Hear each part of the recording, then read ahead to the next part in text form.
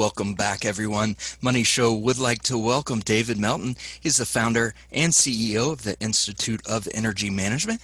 He is a published author, course writer, and presenter for the American Association of Professional Landmen and the International Right-of-Way Association. Throughout the 1980s to current, Mr. Melton has overseen the purchase of interest in over 450 producing wells and drilling projects in Oklahoma and California. David, it's a pleasure to have you here. It's all yours, sir. Want to welcome everybody. We are the Institute of Energy Management. If you've ever wanted to invest in oil and gas, or maybe you do now, be it the stock market or actually investing into wells, you're going to learn something very unusual today. My whole career has been based on acquisitions and divestitures, and what you're going to see is something we've used over the years to buy in on safe break-even price points.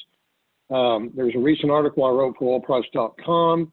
You can go on there and type in my name, David Melton. And the last one I wrote that had a lot of reading is 5 points to safely invest in the market today.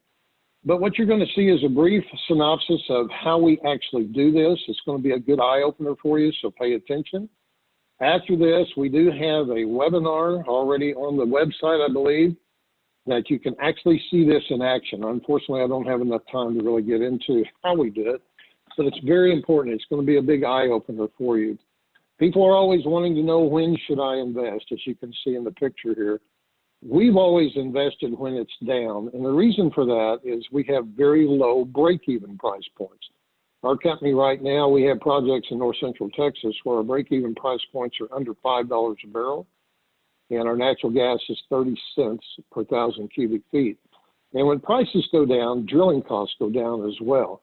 So smart investors look for opportunities to do that. Unfortunately, that's not the case today.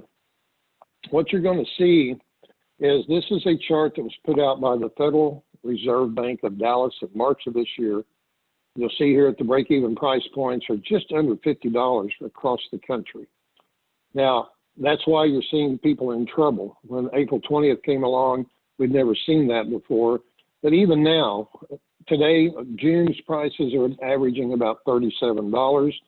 For the month, for the year, it's right at $37 for oil and $1.80 for gas. Most companies can't afford to operate at that level.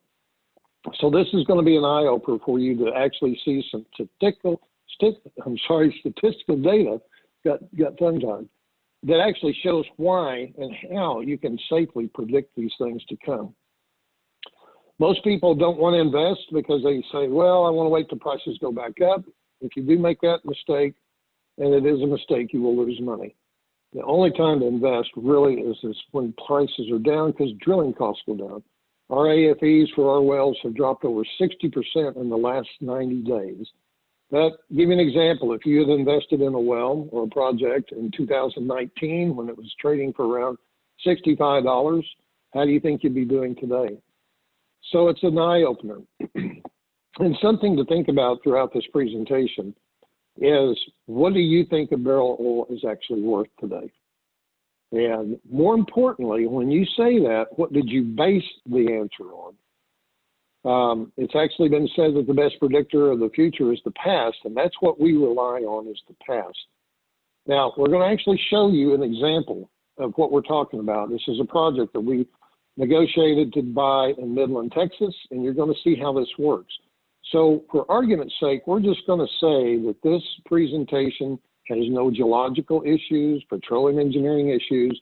All the data is there to recover all of our acquisition, capital expenditure, lease operating, and taxes for an economic period of 15 years. So, but in order to do this right, you have to know the right questions to ask. Whether it be you buying stock, you need to ask your broker certain things.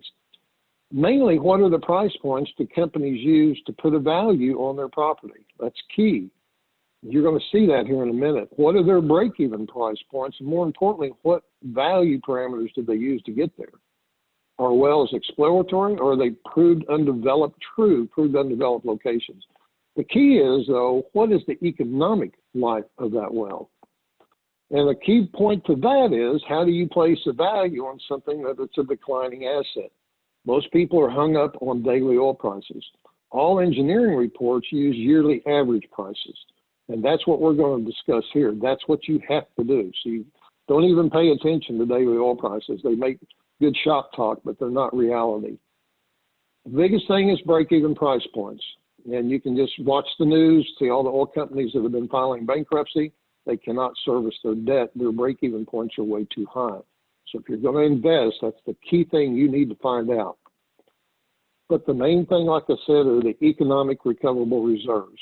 In other words, if you have a well that's trying to produce and it's on the low end, as long as the prices are up, the longer the production will be there. We call that the money years. You're going to see that in a minute.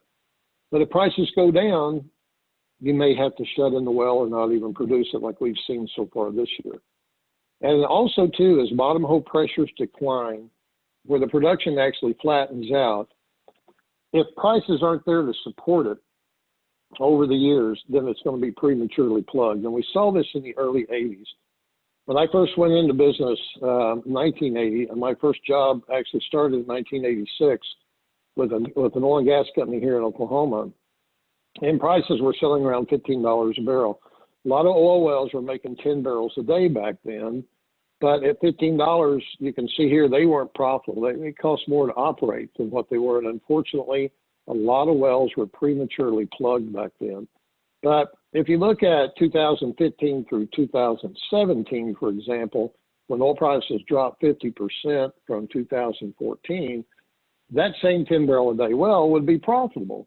And even though it wouldn't be highly profitable, it's still profitable. The profit really comes in, a lot of times we will be holding acreage that we can drill other wells on. And as long as we have production holding them, we can extend those for a long period of time. There's three important things that you have to realize. When you decide to buy into a well or buy into a prospect, you have three things governing your decision. One is perception. How do you perceive it? The desire is the one that kills you. Justification can come in there in any one of these orders. They're not in order there. And for us, we justify everything first, and then we get our perception in place, and then if we have the desire, that governs what we do. But it's not always the case. A lot of companies buy on desire because of the competition, and that's the kiss of death. So let's take a look at what I'm talking about. This is an actual project that we bought. We bought in Midland, Texas. It's had some production with it, but the value came from 22 wells that were going to be drilled. So we had a capital expenditure there that we had to consider. But these were true infield PUD, what we call proved undeveloped locations. The seller wanted $5 million for 50% of it, and you'll see here, we actually countered back for 75% of it. And then we had about a $10 million in CapEx that we had to spend. Now, if you've never seen one of these are economic sheets that our engineers put out. We use third party. Some companies do this internally. This one was done internally from the buyer or from the seller. And what you see there highlighted are the net reserves. And you can see there were 22 wells. Each of these wells then would have, if you believe their report, would make about 73,000 barrels of oil and about 1.7 BCF of gas. Now, if you look over to the right, the capital expenditure of $19 million and change, that averages out about $663,000 per well to drill it. And that does not include the $5 million on acquisition. So then if you look in the middle here, what does it cost to produce it over this 15-year period? When you break it down, it comes out to about $3,300 a month per well. So far, so good. Everything looked good. But let's look how we're going to break this down. They say that the acquisition cost, lease operations, tax, and capital expenditures at the end of the day was a little over $39 million.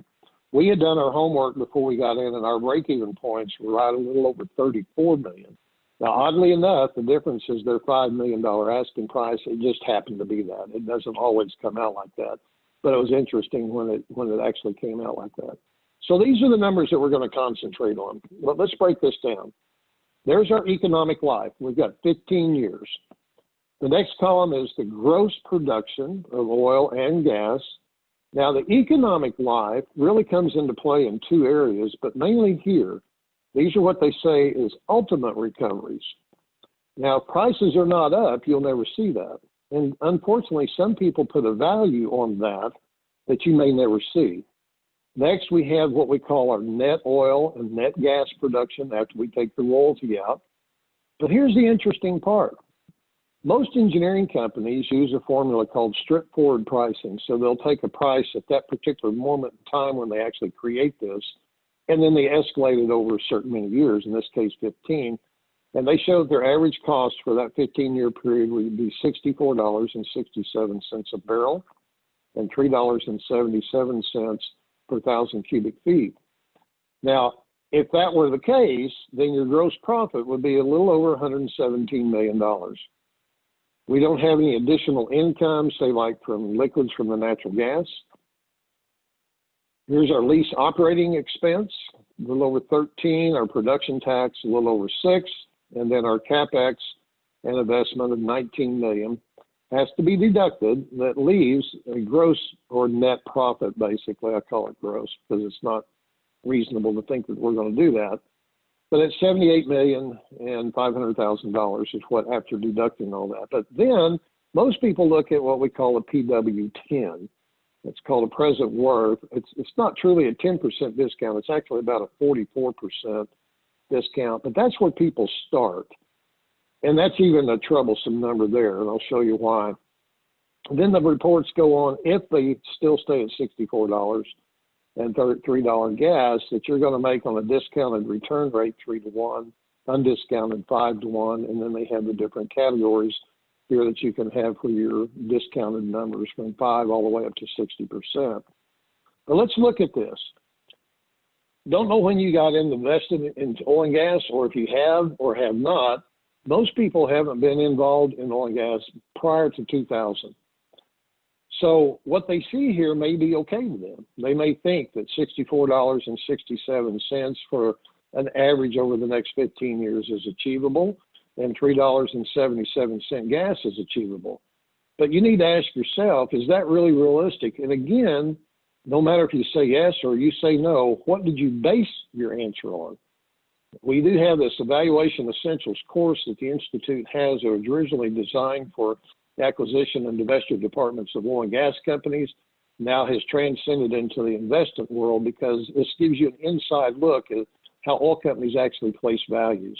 Very, very good course, and that's where this is leading. And after you took the course, you would know how to answer that question. But look at something you probably have never seen before. That report showed that oil for that next 15 years would be $64.67 a barrel. In the history of our industry, using yearly average prices, just like the engineering report, it's only happened 7 times. And if you take from 1974, which was the birth of the petrodollar, until 2019, that's only happened about 15% of that time period. So to say it's going to be there for the next 15 years, there's no basis for that. It's all theory and predictions. They predicted $3.77 for gas. If you take from 1970, when we started tracking it, it's only happened 12 times on a yearly average basis, or about a fourth of the time. So to say that it's going to do that for the next 15 years, that's kind of a stretch. So let's look at what they say. The first 5 years is where we get our money back. They said that this $19 million number that we're going to recover is going to be based on that 5-year average of $57.23 a barrel of oil and $3.29 of gas. Well, let's see how they did. 2015, they said it was going to be $48.17 for the year. They were pretty close. It actually averaged $48.40. The next year, though, this report said it would be $54.18. It collapsed, and it was actually $43.38 a barrel. So they missed it by a lot. Natural gas, they predicted at $3.04. For that year, it actually was $2.61. 2017, they predicted it would be $58.46, and it was actually $49.25. And gas, $3.23, it was actually $2.93, so they missed it again. But then it started to turn around. In 2018, oil came back. They claimed it would be $61.59. It actually averaged $63.79 for the year. So that was good.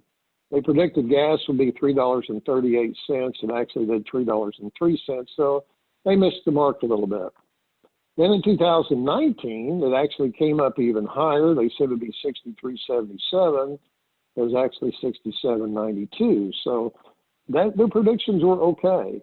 Natural gas, not so good, but not too bad. They were at $3.01 for the year, and they said it would be $3.51. So to recap, looking back on hindsight, if you'd have bought into this where you're going to get your money back as they predicted, it's not a bad thing. They said it was going to average 57.23 for those 5 years. It was actually 54.54 on oil.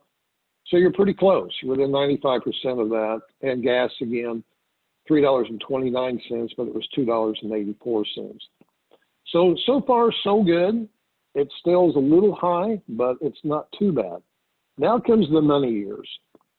They're saying that after you get your money back, then the next 5 years, oil is going to average $65.86 a barrel, and natural gas is going to be $3.66.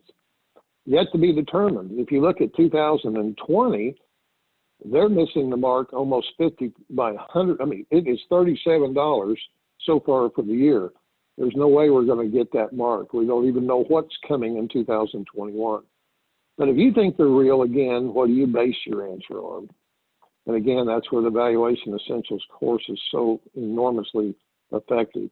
But here's your economic life. This is the last part of the wells production. If prices aren't up here, more than likely you're not going to get the revenue off of it. And they're saying for that last 5 years, oil is going to average $69.62 a barrel and gas at $3.98. And you may think that's okay. But if you do, again, what are you basing it on? So the money years, after you get your money back, to extend that economic life, you're going to have to bank on $67.74 and $3.82 gas. And you saw earlier, that's only happened 7 times since the history of our industry. This gives you an undiscounted and discounted look as far as reserves based on their numbers. And you can see that it's about 44% of what they claim to be there. Now, so if you took their $64, for example, and I'm kind of giving you a quick tutorial on how you go through these reports and actually break it down for what it is. If you took 44% of the daily prices, then you're looking at $28.45 for the average for 15 years and $1.65. Now, you might think, well, that's way too low. But you're going to see a chart here in a minute that's going to open your eyes that it is not. As a matter of fact, these are high numbers. But if you look at using those numbers instead of the $64 and then had a PW10, it's going to be a lot less money. But if you look at that, that's okay, then this is showing you based on the reserves, and assuming that your economic reserves are going to be there, you would profit $34 million over that 15 years, and that's about a 1.7 to 1 return over that 15 years. To us, that's way too high. That's too low. If I'm going to get into something, I want to make 2 to 1 on my money at a worst case and 5 to maybe 10, but not over 15. Now, this is where it gets interesting. They said that the capitalization, acquisition, the lease operating and taxes, a little over $39 million. Again, we came in at 34. Before we even looked at dealing with these people, we looked at how we're going to set up our interest. We came back and countered at $5 million for 75%. And here's where it gets interesting. If you take over that 15 years, we had about $3 million by upping the percentage that we could play with. But here's how we turn these things around on people. They claim it's going to do something. So what we did was we counted at $1 million for 75%. But using these numbers that they generated, we said if a well comes in at 150 barrels a day, like you say, then we'll pay for the next well an additional $600,000. And we'll drill a well every 180 days. And if then the next well comes in at what you say, we'll do that again up to 3 wells. So basically, we offered $1 million up front. If the wells hit as they projected at 1.8 million additional, that's $2.8 million. Seller agreed. So we went from 5 million for 50%, 1 million for 75%, plus using their numbers to adjust it down even further. Where did that put us? It now got our break-even price points at $15 a barrel. And since there was no need to add in natural gas, we just got the gas for free. And to operate the properties, we only needed about 8.75 barrels a day at $15. That gets us back all of our acquisition, all the lease operating taxes, CapEx, over a 15-year period. I'll tell you right now, oil prices have never averaged $15 since 1974 for that long a stretch. They've always gone up, and there's always a gap in here, but not straight. If you look at just buying, getting your money back from acquisition and CapEx, our break-even points were at $10.54. So you're going to see a chart here in just a second. But when you look at our 160-year price average, it's right at $12.42 at the end of 2019. If you look at natural gas from 1970 to 2019, a 50-year average of $2.74. You notice our break-even price point, $10.54. We're below the 160-year average. That's what you need to be looking for when you invest. Not everybody can do it. Big companies just have too much overhead. We always looked when we were investing in small to mid-sized companies, but we focused on their break-evens. You can see the importance. Now, this is the chart I was talking about. You look at prices from 1859 all the way through 2019, it averaged $12.42. A while ago, I mentioned 1974. That's the birth of the petrodollar. And you can see the pivotal year, it went above that 160-year average and never came back down except for 1 year in 1998, and it averaged $11.91 a barrel. But then it rapidly recovered. So let's look at 1974 through 2019.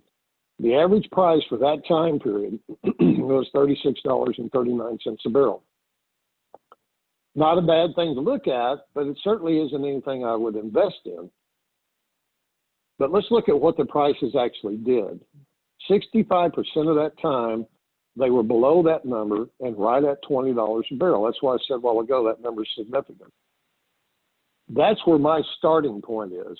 If I'm going to be looking at something, I'm going to be way below that over the life of that property. And know that the prices are going to be going all over the map, but that's what I want to average, is below that $20. Same way with natural gas from 1970, you can look at it. Its average was $2.74. It only fell below that time period since 2000, actually, twice. And that was in 2015 and 2016, where it was roughly $2.64 and $2.61. But if you look at the average, it was below that number 63% of the time at $1.63. That's about where it's at today. Has been that way for a couple of years. That's what you need to be looking at. You don't want to buy in on some, like they said, $3.77. It's just not feasible. And if you did, you wouldn't make any money. Now, again, I mentioned there are deals out there. A company called Well Technologies, for example. You can see how they compare to the rest of the world. And they are there. You just know how to find them. They're low. Actually, their break-evens now are below $11 on initial wells, and developed wells are $5 a barrel. So in closing, if you want to learn more about how to do this, that's what the Institute's about. We actually have courses that will teach you how to do this. We have a whole array of courses, by the way. If you're a mineral owner wanting to know what your minerals are worth, or anything about the oil and gas industry, that's what we have done for 15 years. Primarily, we are a post-degree training platform for oil and gas companies and law firms, but we do cross the bridge and get with surface owners and investors and mineral owners. If it's too complicated when you look at it, just know that we actually can do it for you. We have several levels, but we have an initial program that you can actually learn how to learn to do this, but we can do it with you. You can go to bepricepoint.com or give us a call, 405-463-4158. And these are some websites that you can go to. The main site is the instituteofenergymanagement.com, or you can go to valuationscourse.com or bepricepoint.com. So thank you so much for looking at this. Again, I would encourage you, if you are interested in looking further, to come on to our show at 1:30. There'll be a place on our virtual room or virtual room hall or however that's called. It's my first time with these people. But you'll see where you can click on and join us. And you'll actually see 3 prospects that we did the very same thing. And one took it, one didn't, and one said, we agree with you, but we want to wait a little bit. So anyway, thank you so much for your time. And I'll turn it back to Mark, and that would be a good time to ask some questions if you guys have any. All right, David, thank you so much for that great presentation. Again, we do have some time here, a few minutes for questions, folks. So if you have any, continue to type those into the questions field in the virtual booth, and we'll get those answered. We're having some really good feedback. A lot of people appreciated that session, David. No problem. A question they were wondering, how big is the dollar gonna come into play as far as the gas prices go in the near future and the long term? Do you see the dollar, staying strong and it continuing to affect the outside buyers? Well, I think if I understand their question, they're talking about natural gas prices or gasoline prices? Gasoline. Gasoline. Well, unfortunately, that's an area that we don't focus in on. But I will tell you this: nobody predicted COVID, and I've been in this business for 40 years. I have been through the worst of conditions from 1983 till about 2004. It took 20 years to recover. But even then, since our whole economy is based on the petrodollar now instead of the gold standard, once things turn around, then our dollar is going to be fine. In fact, one of our board members, Lorcy Sams, wrote an article for oilprice.com. Extremely good article. You ought to read it. Go to oilprice.com and type in Lorcy, which is Lourcey, Sams, and it talks about a variable import fee. And our president has the ability to do that without the approval of Congress. And it would turn the entire world around to where the United States then would be in control of our market. An incredible article. You need to read it. But I think we'll do fine once we get COVID back out of our lives. And I think we'll be just fine. I think natural gas, our gasoline prices right now, we can enjoy it. Comes at a big price, though. But I think right now we'll just kind of enjoy the ride. But I do think we'll get out of this pretty quick. Hopefully that answers our question. All right, excellent, thank you. Another question here: what is the oil and gas industry? Are they still in a mode of cutting costs, and are they asking those service companies to cut costs as well, and is there any pushback from those two industries, or do they tend to both just follow suit hand in hand? No, they're both on the same roller coaster, unfortunately. Right now, service companies like the wells that we're doing in north central Texas, our cost to drill them has dropped 60% since February. They're just happy to have jobs right now. I mean, with the industry having to do massive cuts because their break-even price points are too high, these service companies are along for the ride, and they will do anything. Right now, we're getting people begging us. When I was out in California, I operated wells in Santa Barbara for 12 years. Oil prices were at $9 a barrel. And those service companies out there were actually said, look, we'll take a loss, but just give us some work so we don't have to shut down. So unfortunately, these time periods, we all suffer. But there again, it opens up a world of opportunity. If you know how to get involved with companies that do what we do, or you can get involved with us, but this is not why I'm here, but we strive on being successful when other people are not, which just opens up a lot of opportunity. But when you support these people, it makes a good relationship moving forward. But unfortunately, to answer your question, it is we are joined at the hip, and there's no pushback between the two of us. We're actually here trying to support each other. All right, thank you very much. Looks like we might have time for one more here over the broadcast, and then I'm just going to take this moment right now to say, everyone, you can stick around for the next 20 minutes.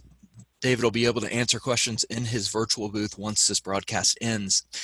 So David, in the short term, do you see the gas midstream side? Do you think that'll probably be the most attractive, or do you see the upstream side? Is there going to be a big uptick in both, or in that, or both?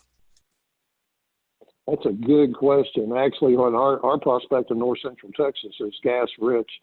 And the midstream people are knocking our doors down to get the gas because, and I'm all for it because now my transportation costs have just almost disappeared. I'm flexible. I have many markets there. But if I had to put my money into doing something, I would not put it into a gathering system unless I controlled the natural gas source. Now, in our case, we actually tried to buy the pipeline just because we have a huge amount of area that we control.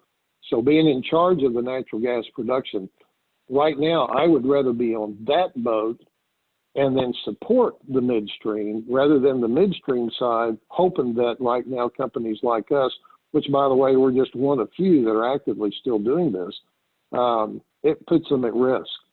So I would rather take the position of where I'm at, and then, like, for example, if the pipeline went out of business, I'll just step in and buy it. I always like being in control.